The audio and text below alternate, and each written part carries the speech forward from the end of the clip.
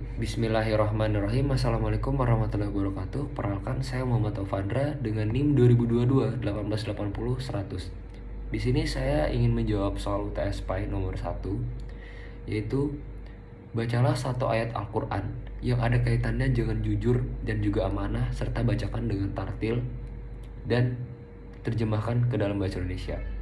Lalu nomor 1B, jelaskan indikator seseorang yang memegang kokoh amanah tersebut. Di sini dijelaskan dalam Al-Quran, surah Al-Ahzab ayat 70 sampai 71 tentang kejujuran. A'udzubillahi minasyaitonirrajim. Bismillahirrahmanirrahim. Ya ayyuhalladzina amanu taqullaha wa qulu qawlan sadida yuslih lakum amalakum wa yaghfir lakum dhunubakum wa man yuti'illaha wa rasulahu faqad faza fawzan 'azima.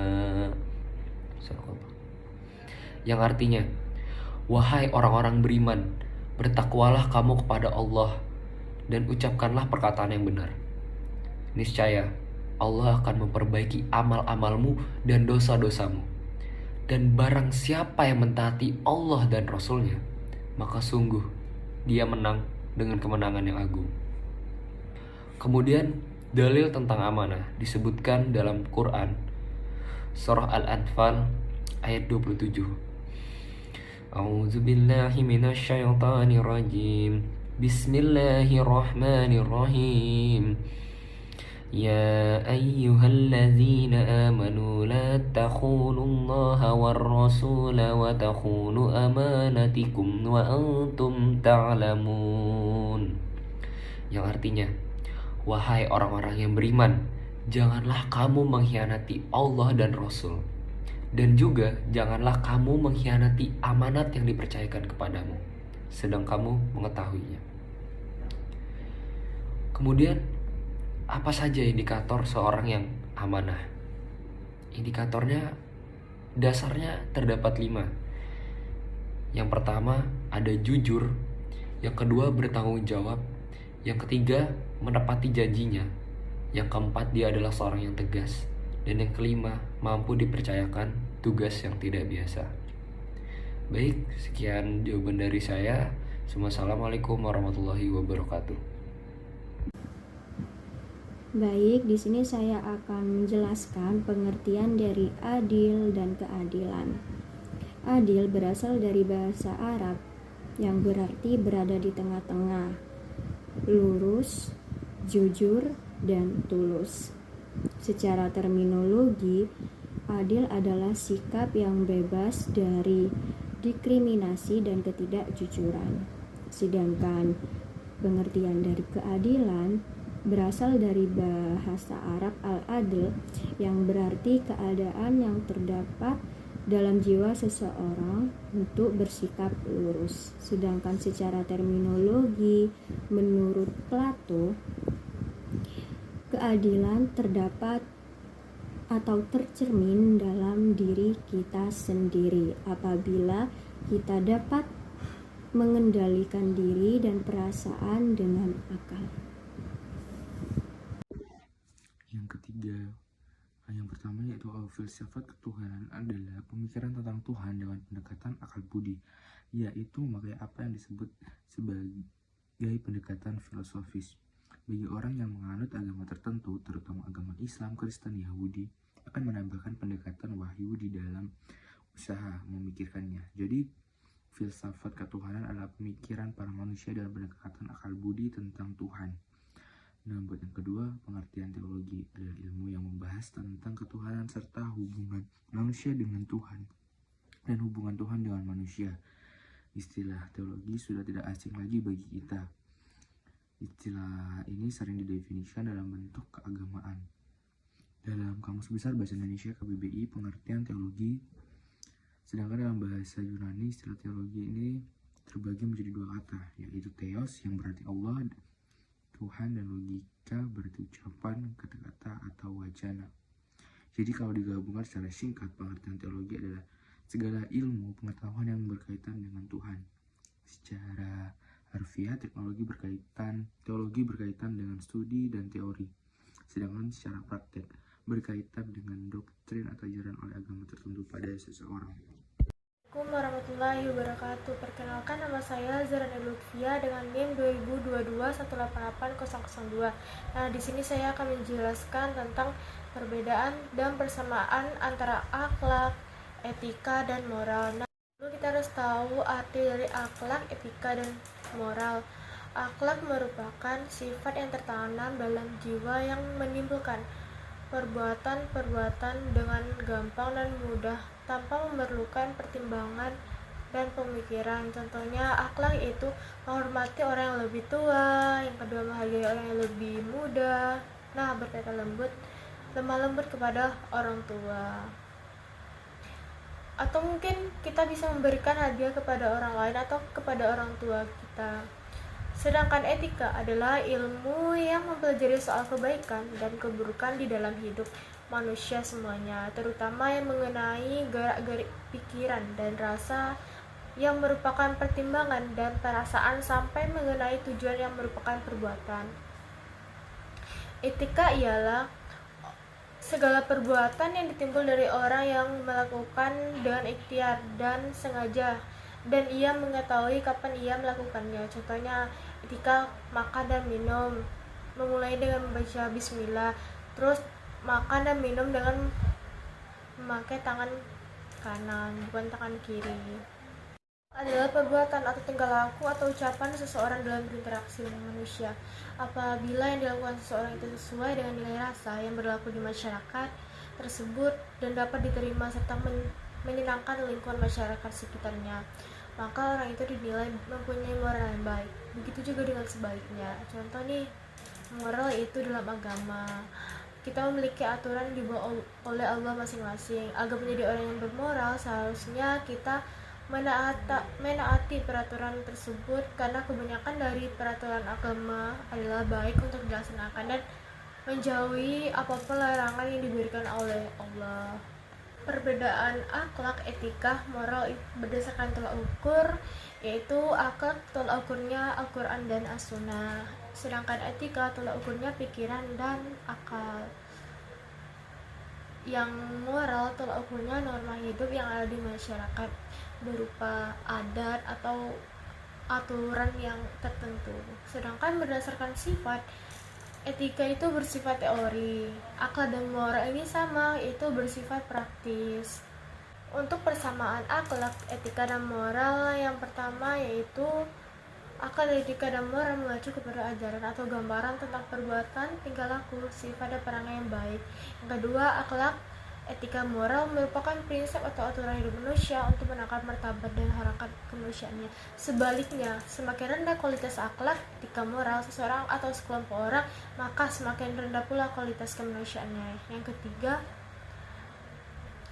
akhlak, etika, moral seseorang atau sekelompok orang tidak semata merupakan faktor keturunan yang bersifat tetap, statis, dan konstan, tetapi merupakan potensi positif yang dimiliki setiap orang. Untuk pengembangan dan aktualitas potensi positif tersebut diperlukan pendidikan, pembiasaan, dan keteladanan serta dukungan lingkungan hidup, kayak seperti lingkungan rumah. Islam adalah agama yang sangat memperhatikan binaan etika, moral, dan akhlak mulia secara komprehensif, baik segi materi, metode, pendekatan, dan pelaksanaannya. Ajaran Islam tentang iman, Islam, dan ihsan misalnya nih, dinilai belum sempurna jika tidak menimbulkan dampak penundaan akhlak dan karakter mulia. Dalam sekarang kita akan membahas apakah indikator seorang manusia yang berakhlak. Indikator manusia berakhlak husnul al-khuluq, kata Al-Ghazali, adalah tertanamnya iman dalam hati dan teraplikasikannya takwa dalam perilaku. Sebaliknya, manusia yang tidak berakhlak su'al khuluq adalah manusia yang ada nifaq atau kemunafikan di dalam dirinya sendirinya atau dalam hatinya. Nifaq adalah sikap mendua terhadap Allah, tidak ada kesesuaian antara hati dan perbuatannya. Manusia akhlak pada tetangga atau masyarakat itu tidak menyakiti tetangga dan murah hati. Yang kedua, memulai salam. Yang ketiga, menasihati dengan lemah lembut. Contoh akhlak kepada Allah, beribadah kepada Allah, yaitu melaksanakan perintah Allah untuk menyembahnya sesuai dengan perintahnya. Yang kedua, berzikir kepada Allah, yaitu untuk mengingat Allah dalam berbagai situasi, sedih atau gimana pun, baik itu diucapkan dalam mulut maupun dalam hati. Berzikir kepada Allah melahirkan ketenangan dan ketentraman dalam hati kita. Yang ketiga, berdoa kepada Allah, yaitu memohon apa saja kepada Allah. Doa merupakan mengikuti dan menaati segala yang diajarkan kepada kita. Yang kelima yakni ruang lingkup akidah. Secara umum, pengertian akidah adalah sebuah ikatan atau kepercayaan kuat dalam diri seseorang terhadap apa yang diimaninya. Di dalam Islam, akidah meliputi keimanan kepada Allah Subhanahu wa Ta'ala beserta sifat-sifatnya. Secara bahasa, akidah bisa diartikan sebagai ikatan atau keyakinan. Sedangkan secara istilah, akidah merupakan sebuah keimanan yang kuat terhadap suatu zat tanpa ada keraguan sedikit pun. Nah, di sini ruang lingkup akidah itu menurut para ulama yang termasuk dalam ruang lingkup akidah adalah yang pertama, ilahiyat, yaitu pembahasan hal yang berkenaan dengan masalah ketuhanan, khususnya membahas mengenai Allah Subhanahu wa Ta'ala. Yang kedua, nubuwat, yaitu pembahasan hal yang berkenaan dengan para utusan Allah, nabi dan rasul Allah. Yang ketiga, rohaniyat, yaitu pembahasan hal yang berkenaan dengan makhluk gaib, misalnya malaikat, iblis, dan jin. Yang kelima, sam'iyat, yaitu pembahasan hal yang berkenaan dengan alam gaib, misalnya surga, neraka, kubur, dan lainnya. Bismillahirrahmanirrahim. Perkenalkan, saya Muhammad Taufandra dengan NIM 2022 1880 100. Di sini saya ingin menjawab soal UTS nomor 5 PAI, yaitu jelaskan pengertian syariah serta ruang lingkupnya. Sebelum masuk ke pendapat para ahli, kita harus menjelaskan dulu menurut Al-Quran, karena Al-Quranlah menjadi sumber pedoman dan petunjuk bagi manusia. Syariah menurut Al-Quran itu dijelaskan dalam surah Asy-Syura ayat 13. Bismillahirrahmanirrahim. Syara'a lakum minad dini ma wassa bihi Nuhan walladzi awhayna ilaika wa ma wassayna bihi Ibrahim wa Musa wa Isa an aqimuddin wa la tatafarraqu fihi kabur 'alal musyrikin ma tad'uuhum ilayhi Allahu yajtabi ilaihi man yasha'u wa yahdi ilaihi man yunib, yang artinya dia, Allah, telah mensyariatkan kepadamu agama yang telah diwasiatkannya kepada Nuh, dan apa yang telah kami wahyukan kepadamu Muhammad, dan apa yang telah kami wasiatkan kepada Ibrahim, Musa, dan Isa, yaitu tegakkanlah agama, keimanan, dan ketakwaan, dan janganlah kamu memecah belah di dalamnya. Sangat berat bagi orang-orang musyrik untuk mengikuti agama yang kamu serukan kepada mereka.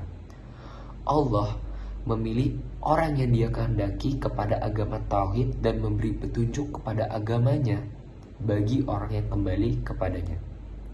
Kemudian ada di surah Al-Jasiyah ayat 18. Bismillahirrahmanirrahim.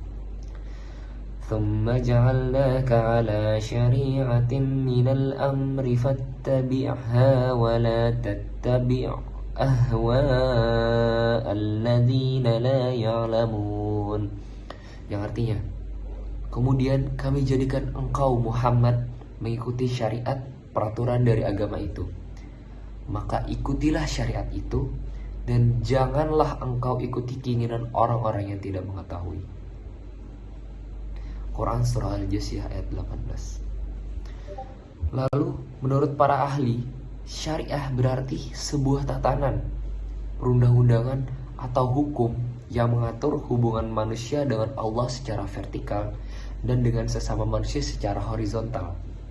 Adapun ruang lingkup syariah yang sesungguhnya yaitu mencakup keseluruhan ajaran agama Islam, baik yang berkaitan dengan akidah, ibadah, akhlak, dan termasuk diantaranya adalah muamalah yang mengatur tentang peraturan atau sistem kehidupan manusia.